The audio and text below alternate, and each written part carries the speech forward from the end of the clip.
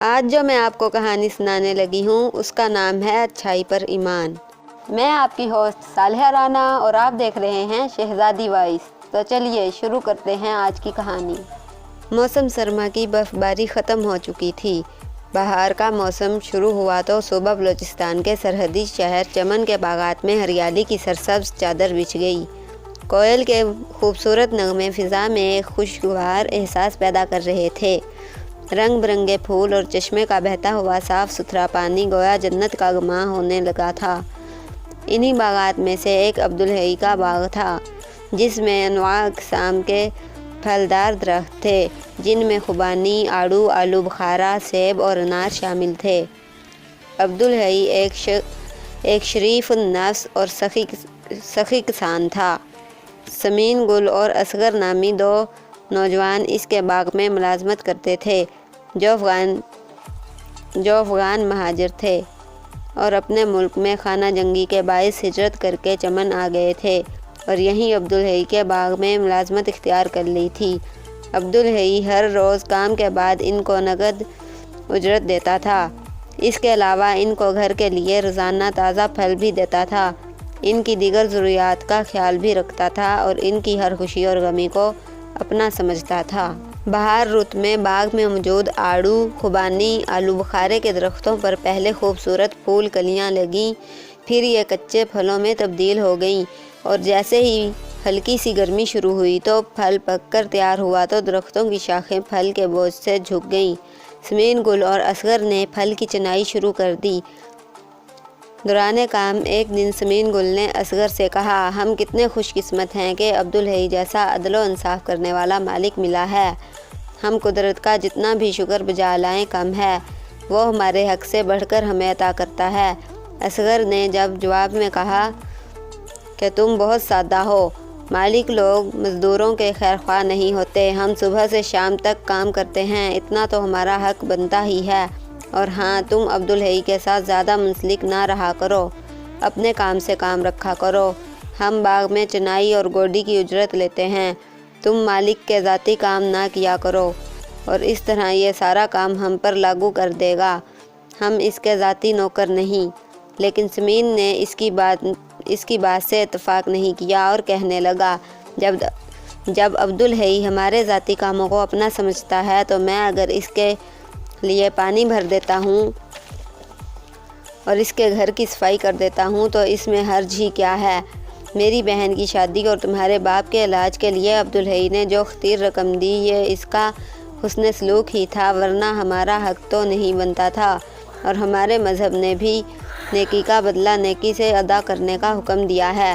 سمین گل اور اصغر کی فطرت میں نمایاں فرق تھا۔ سمین گل طبعاً خوش مزاج، ہنس مکھ اور مخلص تھا۔ عبدالحی کے کئی ذاتی کام بلا تکلف سر انجام دیتا اور باغ کا کام بھی پوری ایمانداری سے کرتا تھا، جبکہ اصغر کا مزاج بالکل برعکس تھا۔ وہ خاموش طبع اور کام سے کام رکھنے والا نوجوان تھا۔ وہ صبح کام پر بھی دیر سے آتا اور عصر سے قبل ہی اوزار سمیٹنا شروع کر دیتا۔ وہ کام بھی اپنی منشا کے مطابق دھاڑ سے کرتا۔ سمین گل جب اس کو ہاتھ لانے کا مشورہ دیتا وہ غصے سے سمین گل کو ٹوک دیتا اور اس کی رفتار میں بھی ذرا سا بھی فرق نہ آتا۔ عبدالحی اس بات سے بے نیاز تھا کہ کون کتنا کام کرتا ہے، وہ دونوں سے یکساں سلوک رواں رکھتا، اجرت بر وقت دیتا، روزانہ گھر کے لیے پھل دیتا اور خاص تہواروں اور عیدین کے موقع پر خصوصی مدد بھی کرتا تھا۔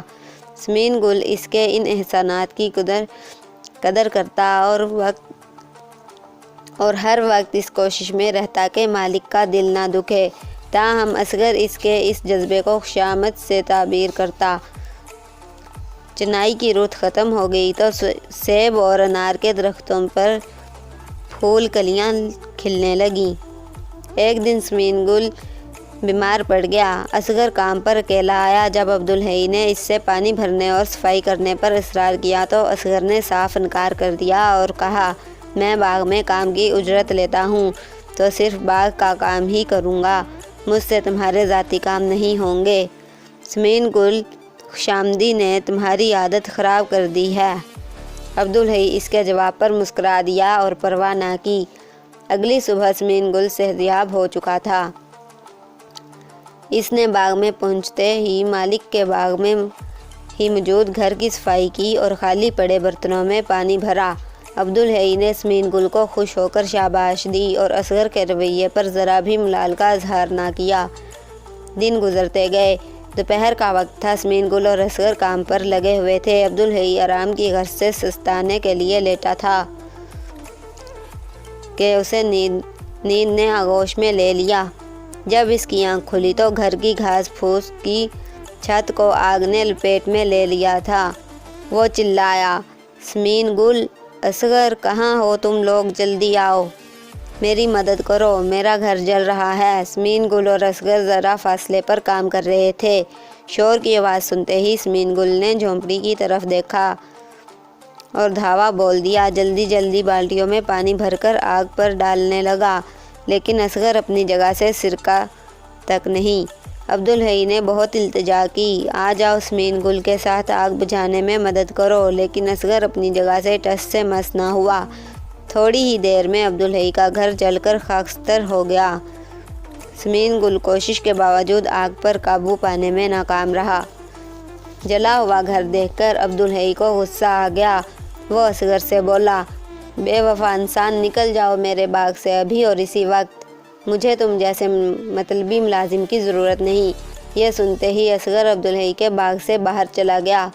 کچھ ہی دیر بعد ایک طوفانی ہوا چلی، باغ کے بہت سے درخت اکھڑ گئے اور پھول اور کلیاں گر گئیں۔ عبدالحی اور سمین گل اوپر تلے دوہرے نقصان سے بہت پریشان تھے۔ عبدالحی گھر جل جانے سے بے گھر ہو چکا تھا۔ سال بھر کے لیے بارش نہ ہوئی اور خشک سالی کے باعث پھلدار درخت سوکھنے لگے، پھل کی پیداوار نہ ہونے کے برابر تھی۔ عبدالحی اور سمین گل فاقہ کشی پر مجبور ہو گئے۔ ایک رات جب عبدالحی جلے ہوئے مکان کے سامنے سویا ہوا تھا، خواب میں ایک بزرگ آئے اور فرمانے لگے، جب تک تیرے اندر اچھائی پر ایمان کا عقیدہ موجود تھا، تیرے باغ میں درختوں پر پھل بھی موجود رہے۔ جیسے ہی اچھائی پر سے تیرا ایمان اٹھ گیا، تیرے درختوں پر سے پھل بھی جاتے رہے۔ عبدالحی نے جب بزرگ سے اصغر کی بے وفائی اور برے سلوک کا تذکرہ کیا تو بزرگ فرمانے لگے، اچھائی اور برائی ہر جگہ موجود ہوتی ہے، یہ تم پر منحصر ہے کہ اچھائی پر کس قدر ایمان رکھتے ہو۔ اصغر نے اگر گھر جلتے ہوئے دیکھا اور تمہاری مدد نہ کی تو تم نے اسے باغ سے ہی نکال دیا۔ کیا تم اس کا وہ کام بھول گئے جو اتنا عرصہ کرتا رہا؟ تم سے بہت سے لوگوں اور رند پرند کا رزق وابستہ تھا، تمہیں تو وسیع القلبی کا مظاہرہ کرنا چاہیے تھا۔ جب تم نے اصغر کو باغ سے نکالا تو قدرت نے تمہارے باغ سے پھل ہی چھین لیا۔ یاد رکھو، اچھائی پر ایمان نہ رکھنے والا شخص اس درخت کی مانند ہے جس پر پھل نہ لگے۔ عبدالحی بزرگ کی باتوں سے بہت متاثر ہوا اور اس نے اس مصیبت کا حل پوچھا تو بزرگ نے فرمایا، تم اصغر کو مناؤ، اس سے معذرت کرو اور آئندہ اس طرح کی حرکت سے تائب ہو جاؤ، قدرت بڑی مہربان ہے۔ صبح اٹھتے ہی عبدالحی سمین گل کو ساتھ لے کر اصغر کے گھر پہنچا اور اپنے رویے کی معافی طلب کی اور اسے دوبارہ باغ میں لے آیا۔ وہ جیسے ہی باغ میں داخل ہوئے، موسم نے انگڑائی لی اور موسلادھار بارش شروع ہو گئی۔ پھلدار درخت ہرے بھرے ہو گئے اور پھر سے کھوئی ہوئی بہاریں لوٹ آئیں۔ اس دفعہ پچھلے تمام سالوں سے زیادہ فصل ہوئی، جسے بیچ کر عبدالحی نے اصغر اور سمین گل سے مل کر مکان دوبارہ تعمیر کیا اور وہ سب ہنسی خوشی رہنے لگے۔ ختم شد۔ تو اگر آپ کو یہ ویڈیو تھوڑی سی بھی پسند آئی ہے تو اس ویڈیو کو شیئر ضرور کریں۔ اگر آپ اسی طرح کی مزید اچھی ویڈیوز دیکھنا چاہتے ہیں تو ہمارے چینل کو سبسکرائب کریں، لائک کریں، شیئر کریں، کمنٹ کریں۔ کیپ واچنگ شہزادی وائس۔ السلام علیکم۔ پاکستان زندہ باد۔